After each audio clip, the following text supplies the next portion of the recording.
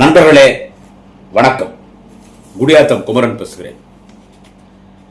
நேற்று எங்கள் வேலூர் மாவட்டத்திற்கு அகரஞ்சேரி என்கின்ற பகுதியிலே நடைபெற்ற தமிழக வெத்து கழகம் டிவிகே தற்குறி விஜய் கட்சியினுடைய நிர்வாகிகள் கூட்டம் நடைபெற்றது. ஒரு 25 ஏக்கரால் ஒரு கொட்டாயம் ஒன்று போட்டிருந்தாங்க. அங்க தமிழக வெத்து கழகத்தினுடைய தலைவர் நடிகர் தற்குறி விஜய் அந்த ஆள் அங்கே வந்தார். எல்லாம் பார்த்துருப்பீங்க சோசியல் மீடியாவில். வந்து அங்கே அந்த கொட்டாய்க்குள்ள அடைச்சி வச்சிருந்த ஒரு 5000 தற்கூரிகள் மத்தியில் இந்த தற்கூரி விஜய் பேசினா. அப்படி என்னது, நம்ம சிஎம்கே மரியாதை கொடுத்து பேசுறது இல்லை, தரைகுறிவா பேசுகிறான். அந்த ஆள் என்ன பேசுகிற அப்படி விஜய் பேசணும். இப்போ நான் தொடர்ந்து 2 நாளாக பேசிட்டு இருக்கேன். இதில் ஒரு முக்கியமான விஷயம் சொல்றது தான் இந்த பதிவில் நான் உங்களை சந்திக்கிறேன். இப்போ அந்த திருடு லாட்டர் சீட் இருக்கிறான் இல்லை, போலி லாட்டர் சீட்டு, சிங்கிள் நம்பர் லாட்டர் சீட்டு, அந்த ஆதவ அர்ஜுனான்னு ஒரு 420, 420, 840 ஒரு அக்யூஸ்ட் அவன். அந்த ஆதவ அர்ஜுனா அவன் என்ன சொன்னான், ஒரு 4-5 நாட்களுக்கு முன்பு பெரம்பூரில், சென்னை பெரம்பூரில் அந்த பெரம்பூர் பகுதியினுடைய டிவிகே செயல் வீரர்கள் கூட்டம் நடைபெற்றது. அங்கே விஎஸ் பாபு என்று சொல்லக்கூடிய முன்னாள் சட்டமன்ற உறுப்பினர், அதிமுகவின் மாவட்ட செயலராக இருந்து எடப்பாடி பழனிசாமி நீக்கப்பட்டு அவர் வந்து என் தற்கூரி கிட்ட டிவிக்கில் சேர்ந்து விஎஸ் பாபு தற்கூரி ஆயிட்டார். அந்த விஎஸ் பாபு யாருன்னு கேட்டிங்கன்னா, புரசைவாக்கத்தில் திமுகவில் எம்எல்ஏ இருந்தவர், திமுகவில் மாவட்ட செயலராக இருந்தவர். அது கொளத்தூர் தொகுதியாக மாறின பிறகு நமது மாநிலத்துக்கு தமிழக முதல்வர் அன்பு தலைவர் தளபதி ஸ்டாலின் அவர்கள் அங்கே சட்டமன்ற உறுப்பினர் நிற்கும் போது தளபதி தோக்கணும் உள்ளடி வேலை பார்த்தாங்க. அப்புறம் அவன் ஏடிஎம்கே போட்டான். அந்த ஆள் வந்து டிவிகே கட்சியில் சேர்ந்துட்டு அந்த சேலவு கூட்டத்தில் பேசும்போது ஒரு வார்த்தை ஒன்று சொன்னான். அந்த திருட்டு லாட்டர் சீட் விற்கிற அந்த அக்யூஸ்ட் ஆதவ அர்ஜுனா என்னன்னு கேட்டால், அதாவது உங்களுக்கு தெம்பு இருந்தால் திராணியம் தான். நம்ம தலைவர் சிஎம்ஐ பார்த்து கேட்குறான், அக்யூஸ்ட் ஆதவ அர்ஜுனா திருட்டு லாட்டர் சீட் விற்கிறான். என்னன்னு கேட்டால், அதாவது உங்களுக்கு தெம்பு இருந்தால் திராணியம் தான், எங்கள் தலைவர் விஜய் வருவார். யார்? தற்கூரி நடிகர் விஜய். எங்கள் தலைவர் விஜய் வருவார் ஒரே ஸ்டேஜில். அதே ஸ்டேஜில் உங்கள் சிஎம் ஸ்டாலின் வரணும். தலைவர் தளபதி பேரை சொல்கிறான், உங்கள் சிஎம் வரணும், ஸ்டாலின் வரணும். 2 பேர் பக்கத்து பக்கத்தில் சேர் போட்டு உட்காந்து ப்ரெஸ் மீட் கொடுக்கணும். ஆனால் சிஎம் ஸ்டாலின் சார் வந்து கையில் வந்து எந்த குறிப்பு, எந்த பேப்பர்லாம் எடுத்துக்கூடாதுன்னு, பேப்பர் இல்லாமல் பேசுவாரான்னு கேட்குறான். யார் இவன் கேட்குறான், இந்த ஆதவ அர்ஜுனா கேட்குறான். ஏண்டா நீ ஒரு கேடி அக்யூஸ்டு, அது ஒரு பக்கம் இருக்கட்டும், பேப்பர் இல்லாமல் வரணுன்றான். உன் தலைவர் விஜய் எப்படிறான்? அவன் நேற்று அந்த அகரஞ்சேரியில் பேசும்போது எப்படி பேசினான்? இருந்தாலும் கொயராக பேப்பர் வச்சுட்டாங்க. இந்த பாட்டு கச்சேரி பாடும்போது கிளிப்பு போட்டு வச்சுருவாங்க. ஒரு அப்படி ஒரு இது மாதிரி இருக்கும், ஒரு ட்ரே மாதிரி, அதில் போட்டு கிளிப் போட்டு வச்சுட்டு பார்த்து தான் பாட்டு கச்சேரி பாடுவாங்க. அந்த மாதிரி இவன் விஜய் பேப்பர் அப்படியே எடுத்துட்டுறாங்க, அது படிக்கிறான். இது வரைக்கும் விஜய் ப்ரெஸ் மீட் கொடுத்துருக்கானா? தலைவர் தளபதி செக்ரட்டரியேட் போனாலும், அண்ணா அறிவாலயம் போனாலும், அரசு நிகழ்ச்சி போனாலும், எங்கே போனாலும் ப்ரெஸ் மீட் கொடுத்தாரு. இது வரைக்கும் ப்ரெஸ் மீட்டே கொடுக்காதவன் யாருன்னு கேட்டால், இந்த டிவிகேனுடைய தலைவர், தமிழக வெத்து கழகத்துடைய தலைவர் தற்கூரி விஜய். நேற்று என்ன பண்ணுறான், ஒரு பேப்பர் வந்து படித்தான். என்ன பேசான்னு உங்களுக்கு தெரியும், நான் நிறைய விஷயம் பேச விரும்பல. இதில் ஒரு விஷயம், முக்கியமான விஷயம் நீங்கள் பார்க்க வேண்டியது என்னன்னு கேட்டால், அவன் சினிமாவில் மட்டும் நடிகன் கிடையாதுங்க, ரொம்ப ஆபத்தானவங்க விஜய். இதை நீங்கள் உணரணும்.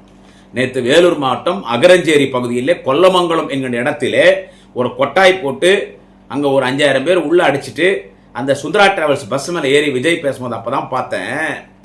அவன் பேப்பர் வச்சுறாங்க, பேப்பரை படிக்கிறான், பார்த்துட்டு அப்படியே பேசுகிறான். பேப்பர்லாம் அவனால் பேச முடியாது.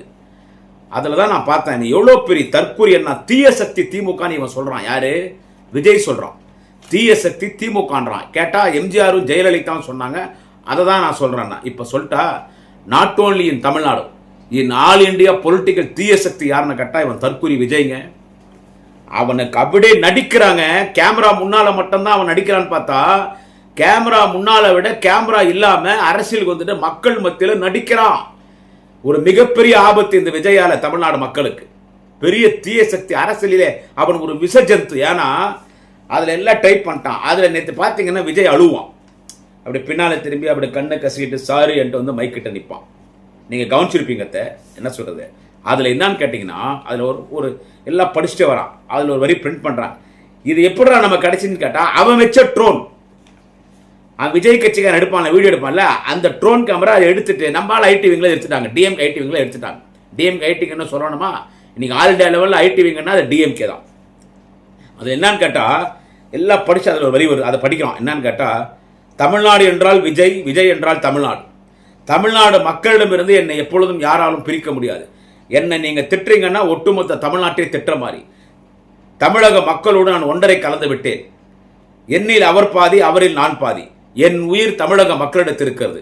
தமிழக மக்களிடமிருந்து என்னை பிரிக்க வேண்டும் என்றால், என்னை விட்டு என் உயிர் பிரிந்தால்தான் தமிழக மக்களிடமிருந்து என்னை பிரிக்க முடியும் அப்படின்னு பேசிட்டு அப்படியே அவன் கண்ணில் தண்ணி விடுறான். அப்படி போய் அதில் என்ன அடுத்த ரோ வருதுன்னா, அதுக்கு அடுத்து இவங்க இன்ஸ்ட்ரக்ஷன் கொடுக்குறாங்க. அது என்னன்னு கேட்டால், இதை பேசிய பிறகு நீங்கள் பேச்சை நிறுத்திவிட வேண்டும், அமைதியாக இருக்க வேண்டும். மைக்கு பின்னாலே சென்று விட்டு திரும்பி கொண்டு கண்களிலே 2 கை வைத்து தண்ணீரை துடைப்பது போல் நீங்கள் நடிக்க வேண்டும். அதன் பிறகு மீண்டும் திரும்பி மைக்கிடம் வந்துவிட்டு ஐ எம் சாரி என்று சொல்லிவிட்டு மீண்டும் உங்கள் பேச்சை தொடங்க வேண்டும். அதாவது ஒரு சிம்பத்தியை கிரியேட் பண்ணுறதான். தமிழ்நாடு மக்கள்னா நானுன்னா தமிழ்நாடு மக்கள், தமிழ்நாடு மக்கள் என் உயிர் அவங்க. என்னை தமிழ்நாடு மக்களிலிருந்து பிரிக்க வேண்டாம்னா என் உயிர் போனால் தமிழ்நாடு மக்கள் வந்து என்னை பிரிக்க முடியும்னு இவன் பேசி அழுவுறு தான். அதை கீழே டைப் பண்ணிக்கிறான், நீ எந்த மாதிரி நடிக்கணும். இவன் ஒரு தலைவனாங்க. இவன் புன்னாட ஒரு தற்குறி கூட்டம் போது நாங்கள் உங்களெல்லாம் ஏன் தற்குறின்னு சொல்கிறோம், உங்களுக்கு புரியுதா? ஒரு இயல்பானவன் கிடையாதுங்க, அவன் ஒரு இயல்பானவன் கிடையாது. நான் உண்மையிலே சொல்கிறேன், அவனை மாதிரி ஒரு ஃப்ராடு யாருமே கிடையாதுங்க. இந்த காட்சி நீங்கள் எல்லாமே பார்த்துருக்கலாம். நேற்று அவன் அந்த மேடையில் பேசுறது ஒரு ஹானரபிள் தமிழ்நாடு சீஃப் மினிஸ்டர் தரைக்குறிவாக பேசுகிறான். எனக்கு யாருமே போட்டி இல்லைன்றான், எனக்கு யாருமே ஈக்குவல் இல்லை. போட்டி விஜய்க்கும் சிஎம் ஸ்டாலின் சாருக்கு தான் போட்டி என்றோம். நம்ம தலைவர் தளபதி ஸ்டாலின், முதலமைச்சர் தலைவர் தளபதி ஸ்டாலினுக்கும் விஜய்க்கு தான் போட்டியா. நான் கேட்குறேன், தலைவர் தளபதி அண்ணன் ஸ்டாலின் அவர்களுக்கு, தேச தலைவர் தளபதி ஸ்டாலின் அவர்களுக்கு ஆல் இண்டியா கூட்டணிக்கு அவரை தலைமை தாங்க சொல்றாங்க. அப்படிப்பட்ட தேச தலைவர், மாபெரும் தலைவர், திராவிட இனத்தின் தலைவர் தளபதி ஸ்டாலினுக்கு இவன் விஜய் ஒரு ஆளாங்க. எடப்பாடி பழனிசாமி ஒரு ஆள் கிடையாது. ஏதோ அதிமுக பொதுச் செயலாளர் இன்னைக்கு எதிர்கட்சி தலைவர்னு பதில் சொல்லிட்டு இருக்கோம். தலைவர் தளபதி ஸ்டாலினுக்கு விஜய் ஒரு ஆளா? அவன் சொல்றான் டிவிகேவா டிஎம்கேவா, டிவிகேவா டிஎம்கே, இவனுக்கு இவனே சொல்லிக்கிறான். டே, டிவிக்கு ஒரு கட்சியே கிடையாதுடா. அதனாலதான் மாண்புக்கு தமிழக முதல்வர் அன்பு தலைவர் தளபதி ஸ்டாலின் சொன்னார், இன்னைக்கு யாருக்கு போட்டின்னு கேட்டா டிஎம்கே என்டிஏ தேர்தல் இன்னைக்கு யாருக்கு நடக்குதுன்னு கேட்டா, இன்னைக்கு தேர்தல் நடக்கிறது தமிழ்நாட்டுக்கும் டெல்லிக்கு தான் தேர்தல் நடக்குது. டிஎம்கே என்டிஏக்கு தான் போட்டி. இங்க அதிமுகவே வரலையே. ஏனென்றால் அதிமுகவில் எதிர்கட்சி தலைவர், அதிமுக பொதுச் செயலாளர் எடப்பாடி பழனிசாமி கொடநாட்டில் அவர் செய்திருக்கிற கொலை, கொள்ளை, ஊழல், இதனால் இன்றைக்கு இடி அமலாக்கத்துறையிடம் சிக்கி தவித்துக் கொண்டிருக்கிறார். அதனால தான் அமித்ஷா மிரட்டி இப்ப பிஜேபியில் கூட்டணி சேர்ந்து இன்னைக்கு பிஜேபி கிட்ட அடிமையா இருக்கார் எடப்பாடி பழனிசாமி. எல்லாரும் அடிமை. எனவே அதிமுக ஈக்குவல் இல்ல. இன்னைக்கு என்டிஏ டிஎம்கே தான் போட்டி. ஏன் தலைவர் தளபதி, மாண்புமிகு தமிழக முதல்வர் தலைவர் தளபதி அவர்கள் தமிழ்நாடுக்கும் டெல்லிக்கும் போட்டின்னு ஏன் சொல்றாரு? இவன் கேட்கறான், விஜய் தற்குறி, இந்த நடிகர் விஜய் கேட்கறான். என்னன்னு கேட்டா, இது என்ன ஆகும்னா, சிஎம் ஸ்டாலின் சார் வந்து தமிழ்நாடுக்கும் டெல்லிக்கு தான் போட்டி, தமிழ்நாடு டெல்லி தான் போட்டி என்றாரு. டெல்லி என்ன பார்லிமெண்ட் எலெக்ஷன் பண்ணா பிரைம் மினிஸ்டர் எலெக்ஷன் வரப்போதா? இவர் என்ன பிரைம் மினிஸ்டர் நிக்க போறாரா? இவர் என்ன பிரைம் மினிஸ்டர் ஆக போறானா? அதை கொழு பிடிச்சவன் கேட்கறான். அந்த தற்குறி அவன் விஜய் கேட்கறான், டேய் நான் விஜய்க்கு சொல்றேன், பிரைம் மினிஸ்டர் ஆகுறது பெரிய விஷயம் இல்லை, ஆனா ஒரு பிரைம் மினிஸ்டர் உருவாக்குறது தான் பெரிய விஷயம். பல பிரதமர்களை உருவாக்கியவர் தலைவர் தளபதியின் தந்தை, நம் தமிழினத்தின் தந்தை முத்தமிழர் டாக்டர் கலைஞர். ஓய்வுக்கே ஓய்வு கொடுத்து விட்டு மெரினாவில் இன்றைக்கு ஓய்வெடுத்துக் கொண்டிருக்கிற தலைவர் கலைஞர் தான் இந்த நாட்டில் அன்னை இந்திரா காந்தி அவர்களை பிரதமராக்கினார், விபி சிங் அவர்களை பிரதமராக்கினார், ஐக்கிய குஜரால் அவர்களை பிரதமராக்கினார், தேவேகவுடா அவர்களை பிரதமராக்கினார், மன்மோகன் சிங் அவர்களை பிரதமராக்கினார், வாஜ்பாய் அவர்களை கூட தலைவர் கலைஞர் தான் பிரதமராக்கினார். எனவே கலைஞர் வரிசையில் இன்றைக்கு தலைவர் கலைஞரின் இதயத்தை இரவலாக பெற்றிருக்கிற வாழும் கலைஞர், இரண்டாம் கலைஞர் நம் தலைவர் தளபதி தான் அடுத்த பிரதமரை உருவாக்க போகிறார். இந்த முறையை நம்ம பிரதமரை உருவாக்கியிருப்போம். தமிழ்நாட்டில் ஐஎன்டிஏ கூட்டணிக்கு தலைவர் தளபதி பெற்று தந்த 40 நாடாளுமன்றம் தொகுதியை வெற்றி பெற்று அதை ஐஎன்டிஏ கூட்டணியிடம் டெல்லியில் ஒப்படைத்தார். ஆனால் தமிழ்நாட்டில் ஐஎன்டிஏ கூட்டணி, திமுக கூட்டணி கிடைத்த வெற்றி மற்ற மாநிலங்களில் கிடைக்காத காரணத்தால் மோடி 3வது முறை பிரதமர். ஆனால் அடுத்த பிரதமரை உருவாக்க போகிற தலைவர் நம்முடைய தலைவர் தளபதி ஸ்டாலின். இதெல்லாம் இவனுக்கு என்ன தெரியும்? என்னத்துக்கு டெல்லிக்கு தமிழ்நாடுக்கு போறோன்றோம்? இந்த திராவிட மண்ணை ஆரிய மண்ணாக மாற்றுவதற்கு துடித்துக் கொண்டிருக்கிறான் பிஜேபி, ஆர்எஸ்எஸ். இது உனக்கு தெரியுமா? நான் தற்கூரி விஜயை கேட்கிறேன். இந்த தேர்தல் டிவிகேக்கும் டிஎம்கேக்கு தான் இது ஒரு வாருன்னு சொல்றிய. ஓடி போடுறா, தூரம் ஓடி போடுறா தம்பி, தூரம் ஓடு. இங்கே நடைபெறுகிற போர் ஆரியத்துக்கும் திராவிடத்திற்கும். 2026 தமிழ்நாடு சட்டமன்ற பொது தேர்தல் ஆரியத்துக்கும் திராவிடத்திற்கும் நடைபெறுகிற போர். மீண்டும் திராவிட மண்ணை பாப்பா ஆர்கனிப்பா, மீண்டும் திராவிட மண்ணை பாப்பா அபகரிக்க பார்க்கிறான், திராவிட மண்ணை ஆக்கிரமிக்க பார்க்கிறான், திராவிட மண்ணை ஆரிய மண்ணாக மாற்ற பார்க்கிறான். அதனால்தான் பிஜேபி, அண்ணா திமுக. விஜய் மட்டும் யாரு? இவனே பிஜேபி ஸ்லீப்பர் செல் தானே. இவனே விஜய் யாரு? தமிழக வெத்து கழக டிவிக்கு இவனுங்களே யாரு? பிஜேபி பி டீம் தானே.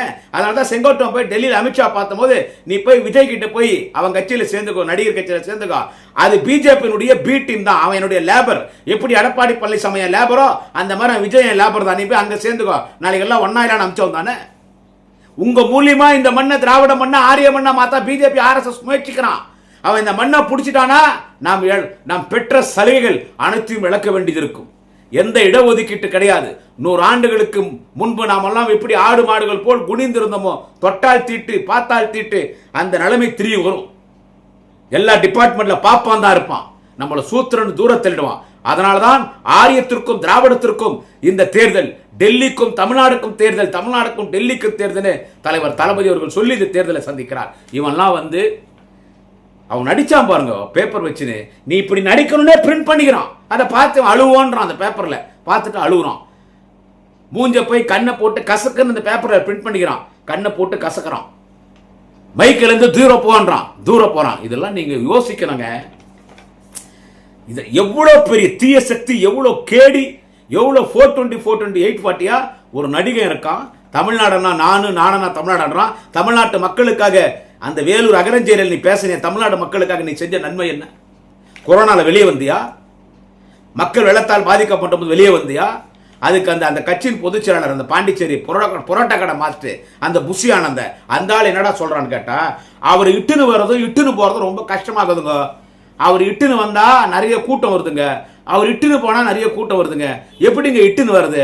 அவர் இட்டுன்னு வரட்டானா இட்டுன்னு வராத, வீட்லயே விட்டுரு. அப்புறம் என்ன கட்சி ஆரம்பிச்ச? அவர் வந்தா கூட்டம் கொடுத்தா அப்புறம் என்னாச்சியா கட்சி ஆரம்பிச்ச? ஏதோ ஒரு பனியூர் பங்களால தண்ணி பொண்ணுன்னு உல்லாசமான ஜல்சா வாழ்க்கை வாழ்ந்துட்டு அப்புறமா 7 கோடி ரூபாய் கார்ல வருது, ஏர்போர்ட்ல தனி பிளைட்ல போறது, அப்புறம் சுந்தரா டிராவல்ஸ் பஸ்ல ஏறி நேற்று எவனோ எழுதி கொடுத்த படிச்சப்பா, எவனோ டைப் பண்ணி கொடுக்குறான், அதை படிச்சுட்டு போயினேங்கிற. உனக்கும் மக்களுக்கு என்னையா தொடர்பு இருக்கு? என் உயிர் தமிழ்நாடு மக்களிடத்தில் இருக்கிறது சொல்லி உனக்கும் தமிழ்நாட்டு மக்களுக்கும் என்ன சம்பந்தம்? அவதூறு பேசுகிறான். எனக்கு ஒரு புதிய ஃப்ரெண்டு கிடைச்சிருக்காரு. யாருன்னு கேட்டா சிஎம் ஸ்டாலின் சார். அவர் தான் சொன்னாரு எனக்கு எதிர்கட்சி தலைவர்லாம் ஃப்ரெண்டுன்னு. நானும் உங்களுக்கு ஃப்ரெண்டு தான். உங்க ஃப்ரெண்டு தானே நான் சிஎம் சார். அப்ப ஏன் கரூர் பழி தூக்கி ஏன் மேல போடுறீங்கன்னு கேட்கறாங்க. இது நடுநிலையாளர் சிந்திக்கணும். கரூர்ல இவனுடைய பிரச்சாரத்தில் 42 பேர் இறந்தாங்க. அந்த பழியை தூக்கி தலைவர் தளபதி, முதலமைச்சர் தலைவர் தளபதி தற்கூரி விஜய் மீது போட்டுறான். இது வரைக்கும் விஜய்னு பேரு மாண்புமிகு முதலமைச்சர் தலைவர் தளபதி ஸ்டாலின் வாயில வந்ததே கிடையாதுங்க. இதுன்னு அவர் வாயில தலைவர் தளபதி ஸ்டாலின் வாயில விஜய்னு வந்ததே கிடையாது. ஆனா விஜய், தற்கூரி விஜய் உனக்கு ஆதரவா பேசினார் முதலமைச்சர். என்ன சொன்னார் தெரியுமா? எல்லாரும் நடிகர் விஜய் கொலை பண்ணிட்டான் குடியாத்த குமரன், இன்க்ளூடிங் குடியாத்த குமரன், இவன் தான் அதுக்கு காரணம். But actually that is a real fact. இவரோட அஜாக்கிரதை, போலீஸ் அந்த இடத்துல வண்டி நிறுத்துன்னு சொன்னார். நீ கூட்டத்தில் வண்டி எடுத்து போனதால் தான் அந்த அசம்பவம் நடந்தது. அந்த அசம்பவம் நடந்ததுக்கு காரணமே அதுதான். ஆனா முதலமைச்சர் ஒரு சமூக வலைத்தளங்களில் சோசியல் மீடியால ஒரு போஸ்ட் போட்டார். என்னன்னு கேட்டா, எந்த அரசியல் கட்சி தலைவனும் தான் சொந்த கட்சிக்காரன் சாவதை விரும்ப மாட்டார். எந்த அரசியல் கட்சி தலைவரும் தனது கட்சி நிகழ்ச்சியில் பொதுமக்கள் சாவதை விரும்ப மாட்டார். இது ஒரு விபத்து, கூட்ட நெரிசலில் ஏற்பட்ட விபத்து. இதை யாரும் அரசியல் ஆக்க வேண்டாம். சமூக வலைத்தளங்களில் நீங்கள் அவதூறு செய்திகளை பரப்ப வேண்டாம். நாம் அந்த உயிரிழந்த குடும்பங்களுக்கு ஆதரவாக இருப்போம்னு விஜய்க்கு சப்போர்ட் பண்ணார். ஆனா இந்த விஜய் என்ன பண்றான்? தற்குறி தமிழக வெத்து கழக தலைவர் இந்த தற்குறி விஜய் என்ன பண்றான்னு கேட்டா, அந்த பழி தூக்கி ஏன் மேல போடுறேன். இவர் முதலமைச்சர் அட்டாக் பண்ணி பேசிட்டா இவர் அப்படியே பயங்கரமா வளர்ந்துருவாராம். இவர் முதலமைச்சர் அட்டாக் பண்ணி பேசிட்டா இவர் பயங்கரமா வளர்ந்துருவாராம். இப்படி நேற்றுக்கு வேலூரில் நடைபெற்ற கூட்டத்தில் இவன் பேசிய அவதூறுகள் என்னவென்னு கேட்டா, எல்லா கட்சி தலைவர்களும் சேர்ந்து ஒருத்தர் தான் எதிர்க்கிறாங்களாம். தமிழ்நாட்டில் எல்லா கட்சி தலைவர்களும் சேர்த்து ஒருத்தனை தான் எதிர்க்கிறாங்க. யார? என்னன்றான் விஜய். அவன் தற்கொலை சொல்கிறான், என்னதான் எல்லாரும் எதிர்க்கிறாங்கன்னு. உனக்கு ஏதோ பதில் சொல்லமேன்றதுனால உனக்கு பதில் சொல்றாங்க. நீ ஒரு ஆளே கிடையாது. ஒரு தொகுதியிலும் டெபாசிட் வாங்க மாட்டேன். கேப்டன் விஜயகாந்த் அவராவது முதல் தேர்தலில் ஜெயிச்சார், நீ அதுவே ஜெயிக்க மாட்ட. நான் சொல்றது நடந்தது, நான் சொல்றது எழுதி வச்சு நடக்கதா இல்லைன்னு. சட்டமன்ற தேர்தல் முடிவு வந்துட்டே இருக்கங்க. ஒரு 12 மணிக்கெல்லாம் தெரிஞ்சிடும் யார் ஆட்சி அமைக்கிறாங்கன்னு, 1 மணிக்கெல்லாம் தெரிஞ்சிடும். இவன் அட்ரஸ் இருக்க மாட்டான். தனி ஃபிளைட்ல ஒரு 5-6 ஃபாரின் பாட்டில் தூக்கி போட்டு அவன் ஆசை நாயகிகளை ஃபிளைட், அவனோட ஆசை நாயகிகளை ஃபிளைட்ல ஏற்றிக்கின்னு எஸ்கேப் ஆயிடுவான். எஸ்கேப் ஆகி நடக்கதா இல்லையான்னு பாருங்க. கட்சியை கலைச்சாலும் கலைச்சிருவான். சரி, இன்னொன்னு சொல்றேன், அப்பித்தவரி நெருப்புன்னு சொன்னா வாய் சூடாது. அப்பித்தவரி எம்எல்ஏ ஜெயிக்கிறான்னு வச்சுக்கோ, ஒரு தொகுதி ஒரு பேச்சுக்கு சொல்றேன், ஜெயிக்கிறான்னு வச்சுக்கோ. விஜயகாந்த் வந்தார் அசம்பிளிக்கு, பேசினார் ஒரே எம்எல்ஏ இருக்கும்போது. இவன் ஜெயிச்சு அடுத்த நிமிஷம் பதவி ரிசைன் பண்ணிடுவான். அசம்பிளிக்கெல்லாம் வரமாட்டான், அசம்பிளிக்கெல்லாம் வரமாட்டாங்க, ரிசைன் பண்ணிடுவான். இவன் பின்னால தான் ஒரு கூட்டம் நிற்குது, இவன் பின்னால தான் ஒரு கூட்டம் நிற்குது. இது திராவிட மாடல் அரசு இல்லை, இது அல்டாப் மாடல், இது காமெடி மாடல்னு கேலியும் கிண்டலும் பேசுறான். இவனை ஏங்க திட்டக்கூடாது? அடுத்து என்ன சொல்றான், அண்ணா அறிவாலய பக்கத்தில் யார் நடந்து போனாலும் இல்ல அண்ணா அறிவாலயத்துக்கு வெயிலுக்கான நிழலுக்கு நின்னா உடனடியாக முதலமைச்சர் சிஎம் ஸ்டாலின் சார் அறிவாலயத்துக்குள்ள கூப்பிட்டு எங்க கூட கூட்டணி வாங்கன்னு சேர்த்துக்கிறாரு. அண்ணா அறிவாலயத்துக்கு முன்னால போறவங்க, அண்ணா அறிவாலயம் எதிர்க்க அந்த ரோட்ல நடந்து போறவங்க எல்லாம் கூப்பிட்டு கூட்டணி சேர்த்துக்கிறாரு. இது ஒரு கல்லாப்பட்டி கூட்டணி என்றான். இவனை என்னங்க பேசுறது? கெட்ட வார்த்தை ஒருமா வராதா? காலுகிற சிற்ப கேட்டு விஜய மடிக்க மடிக்க அடிப்பேன்னு சொல்ல தோணுது, சொல்லலாம், தப்பு இல்லை. கல்லாப்பட்டி கூட்டணியா? நீ என்னடா, நீ கல்லாப்பட்டியில ரொப்பல 2000 கோடி வாங்கி நீ பிஜேபி தானே கட்சி ஆரம்பிச்ச? பிஜேபி 2000 கோடி கொடுத்துதாடா கட்சி ஆரம்பிச்ச. நீ கல்லாப்பட்டி ரொப்பல. இன்னைக்கு இருக்கிற அமைச்சர்கள்லாம் நீங்க அமைச்சர் ஆகிறதுக்கு முன்னாடி உங்க சொத்து கணக்கை காட்டு, இப்போ சொத்து கணக்கு காட்டுன்றேன். நான் கேட்கிறேன், நீ நடிகர் ஆயன எல்லாம் நடிக்க ஆரம்பிச்சல, அதுல இருந்து இது வரைக்கும் எத்தனை படம் நடிச்சிருக்க? ஒரு படத்துக்கு எவ்வளவு சம்பளம் வாங்கின கணக்கு கொடுறா. இவன் வாங்குற சம்பளம் ஒண்ணு, கொடுக்குற கணக்கு ஒண்ணு. இன்கம் டாக்ஸ்ல போய் கணக்கு போட்டு ஒயிட் மணி விட பிளாக் மணி அதிகமா வச்சிருக்கான் லண்டன்ல பல ஆயிரம் கோடி. அந்த கணக்கை நீ முதல்ல கொடுறா. நீ அரசியலிலும் பொது வாழ்க்கையிலும் சினிமாவிலும் நீ தூய்மையானவனாக இருந்தால் தான் மற்றவரை பார்த்து கேள்வி கேட்க வேண்டும். ஒரு வீட்டில் எனக்கு ஓட்டுக்குதுன்றியா? முதல்ல உன் வீட்டில் ஓட்டுக்குதா? உன் பொண்டாட்டிக்கு லண்டன்ல ஓட்டுக்குது, உன் பொண்ணுக்கு கனடா ஓட்டுக்குது, உன் பையனுக்கு ஓட்டே இல்லை. இப்படி நேற்று அகரஞ்சேரி ஒன்று பேசிய செய்தியெல்லாம் என்னன்னு பார்த்தீங்கன்னா அவதூறா பேசுறான். முதல்ல ஒரு கதை ஒன்று சொன்னான். என்னன்னு கேட்டால் அந்த கதை வந்துட்டு, அதாவது ஒரு ஒரு கிராமத்துக்குள்ள ஒரு ஜல்லிக்கட்டு காளை, காட்டுல இருந்து ஒரு ஜல்லிக்கட்டு காளை ஓடி வந்துருமா. காட்டுல எப்படா ஜல்லிக்கட்டு காளை இருக்கும்? இவன் சொல்றான், அந்த ஜல்லிக்கட்டு காளையை யாராலும் அடக்க முடியாது. அந்த ஊர்ல இருக்கிற ஜல்லிக்கட்டு வீரர்களும் அடக்க பார்த்தாங்க, முடியல, எல்லாரும் தூக்கி போட்டுடுச்சு, ஊரே பயந்து போச்சு. அப்போ ஒரு சின்ன பையன் அங்க நின்னான். எல்லாரும் பார்த்தாங்க, நம்மனாலே அடக்க முடியல, இவன் என்ன பண்ண போறான்னு எல்லாரும் கேலி கிண்டல்லாம் பேசினாங்க. ஜல்லிக்கட்டு அடக்கக்கூடிய காளை வீரர்லாம் கேள்வி கிண்டல் பேசினாங்க.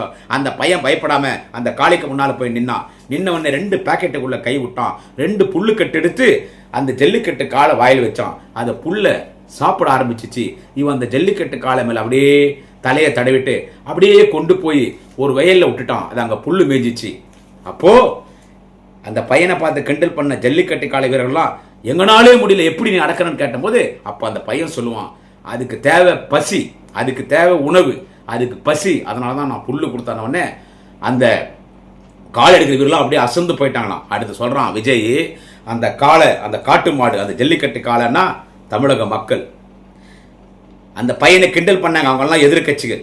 அந்த புல்லு கொடுத்த அந்த மாட்டை அடக்கலாம் யார் தெரியுமா? உன்னை எதிர்க்க தற்கொலை கூட்டம் விஜய் விஜய் விஜய். அது வந்தானா காளையெல்லாம் போய் அடக்கம் பண்றான். ஏன்டா உன் கூட இருக்கிறது ஒரு தற்கொலை கூட்டம், என்ன நடக்குதுன்னே தெரியல அவங்களுக்கு, பைத்தியக்காரத்தனமா எதனா செய்யறாங்க. அதனாலதான் 55 பேர் செத்தாங்க. நீ காட்டு மாடுக்கு ஜல்லிக்கட்டு மாடு போய் புல்லு கூடன்றிய, உன் கட்சியில ஓட்டே இல்லாதவங்க அதிகமாகறாங்க. அந்த சின்ன பொடி பசங்க கிராமங்கள்ல இந்த காட்டுக்குள்ள ஊர் பக்கம் பார்த்தீங்கன்னா காட்டுக்கு மாடு போகும், போனா வரத்துக்கு 10 நாளும். இவன் எதனா காட்டு மாடு ஒரு முரட்டு காலை கிட்ட போய் உன் பேச்சு கேட்டுன்னு அதுக்கு புல்லு கட்டு கூட்ட அதை போய் தொட்டானா அது ஒரே ஒரு சொருச்சுன்னு வச்சுக்கோ, வயிற்றுக்கிற குடல் வெளியே வந்துடும். என்ன பேசுறதுன்னு தெரியலையா? என்ன பேசுறது தெரியல, தீய சக்தி என்றான். நான் தான் சொல்லிட்டேன், இப்படி நடிடான் டைப் பண்ணி கொடுத்து அப்படி நடிக்கிறான், மக்களை ஏமாத்துறான்னா யாரு சார் தீய சக்தி? சொல்லுங்க, யார் தீய சக்தி? யார் தீய சக்தி? எல்லாம் பேசிட்டு கடைசியில் என்ன சொல்றான், கையெடுத்து கும்பிட்றான். அது ஒண்ணுதான் ஒரிஜினலா பேசுறான். நேற்று வேலூர்ல கையெடுத்து கும்பிட்டு சொல்றான், நான் இங்கிருந்து சென்னைக்கு போறதுக்கு 4 மணி நேரம் ஆகும், தயவு செஞ்சு என் பின்னால யாரும் வராதிங்க, என் முன்னால யாரும் வராதிங்க, ரைட்டு லெப்ட் 2 சைடு யாரும் வராதிங்க, என்னை தனியாக விட்டுடுங்க, நான் வீடு போய் சேர்ந்துடுறேன். ஏன்னா கூட கூட்டம் வந்துச்சுன்னா உள்ள வண்டியில் எதுவும் பண்ண முடியாது. வண்டியில் எல்லாமே இருக்குது, பொட்டி குட்டி பாட்டில் எல்லாம் உள்ளுக்குது. அவர் சும்மா ஜாலியாக போவார். அதனால் என் கூட யாரும் வராதிங்கன்றான். இவன் தாங்க விஜய். உங்கள் விஜய் உங்கள் விஜய் உங்கள் விஜய் வருவான், உங்கள் விஜய் உங்கள் விஜய் உங்கள் விஜய் வருகிறான், உங்கள் விஜய் வருகிறேன். எதுக்கு வரான்? இதுக்கு தான் வர்றது, இதுக்கு தான் வருது. ஒரு ஜல்சா பாட்டி, ஒரு ஜல்சா பண்ண. நீங்கள் பெண்கள் எல்லாம் நேற்று அந்த டூ வீலரில் பார்க்குறோம், பின்னால் வந்து கீழே உளுந்து எந்திரிச்சு போகிறீங்க. இதெல்லாம் தேவையாம்மா உங்களுக்கு? இதெல்லாம் தேவையா? கட்டின புருஷனை வச்சுன்னு என் புருஷனை கூட விஜய் தான் எனக்கு பிடிக்கும்னு ஒருத்தி சிரிக்கிறான். இன்னொருத்தி கட்ட புருஷனை கூட வச்சுன்னு விஜய் 28 வருஷமா லவ் பண்ணுறேன், அவங்க கூட ஒரு குழந்தை பெற்றுக்கோன்றா. இன்னொருத்தி தாலியே கைட்டி போட்டா, மேடியில் தாலியே கைட்டி போட்டா. இன்னொருத்தி என் வீட்டில் 9 ஓட்டுக்குது, நான் ஓட்டு போட்டுருவோம், விஜய்க்கு ஓட்டு போடலாம் 8 பேர் விசாரிச்சு கொண்டுடுவான்றா. நல்ல பொண்ணு, அந்த மாதிரி பொண்ணு எல்லா குடும்பத்திலையும் இருக்கணும். இன்னொருத்தி என்ன சொல்கிறா, நான் இப்போ தான் எக்ஸாம் எழுதிட்டு வந்துக்கிறேன், அது ஃபெயில் ஆகிட்டா கூட பரவாயில்லை, இன்னொரு எக்ஸாமுக்கு போனால் நான் போக மாட்டேன், விஜய் கிட்ட தான் இருப்பேன், நான் ஃபெயில் ஆகிட்டா எனக்கு விஜய் தான் முக்கியன்றா. பேசுதுங்க, எனக்கு விஜய் தான் முக்கியன்றா. எதுவே இதெல்லாம் இன்னொரு பொண்ணு என்ன சொன்னா தெரியுமாவா, எனக்கு 2 அப்பான்றான். இவன் ஒன்றுமே புரியல, எல்லாம் அவங்க சொன்னதான் நான் சொல்கிறேன். எனக்கு 2 அப்பா, ஒரு அப்பா வீட்டில்ங்கிறான், இன்னொரு அப்பா விஜய் என்றான். அந்த பொண்ணு அவங்க அம்மாவே கொச்சைப்படுத்துன்னு தெரியாமல் பேசுத. ஆனால் இன்னொருத்தி சொன்னா, கரெக்டாக சொன்னா, விஜயை பார்த்த உடனே எனக்கு சுடுகாட்டிலேருந்து எஞ்சி வந்த மாதிரியே சொன்னா. அவள் தான் கரெக்டாக பேசினான். எம்ஜிஆர் வந்தாருன்னா இவன் எம்ஜிஆர் கிடையாதுங்க. விஜயகாந்தே அரசியலில் ஜெயிக்கல. நேற்று வேலூரில் நீ நடின்னு டைப் பண்ணியிருக்காங்க பேப்பரில். எப்படி நடிக்கணும், மைக்கிலேருந்து பின்னால் போகணும், திரும்பிக்கணும், கண்ணில் தண்ணி விடணும், கண்ணு துடைக்கணும், அப்புறம் திரி வரணும், மைக்கிட்ட மெல்லிய குரலில் சாரின்னு சொன்னோம், அப்புறம் பேச ஆரம்பிக்கணும். எவ்வளோ பெரிய ஃப்ராடாக இருப்பான். நான் இவ்வளோதான் சொல்லுவேன், எவ்வளோ பெரிய ஃப்ராடாக இருப்பான். எழுதி வச்சுங்க, அவன் தோப்பான், கட்சி கலைப்பான். சப்போஸ் ஒருவேளை அவன் மட்டும் ஜெயிச்சானா அடுத்த நிமிஷம் எம்எல்ஏ பதவி ரிசைன் பண்ணிடுவான். ஒரு இளைஞர் கூட்டம், இளம் பெண்கள் கூட்டம், அவன் பின்னால போய் உங்க வாழ்க்கையை சீரழிச்சுக்கிறீங்க. அவன் மோசமானவன், உண்மையான தீய சக்தி. அந்த தமிழக வெத்துவெட்டு கழகத்துடைய வெத்துவெட்டு பையன், அந்த போக்கிரி பொறுக்கி விஜய் தான். மனசுல வச்சுங்க. நன்றி, வணக்கம். நாளை இன்னொரு பதிவிலை சந்திக்கிறேன். குடியாத்தம் குமரன்.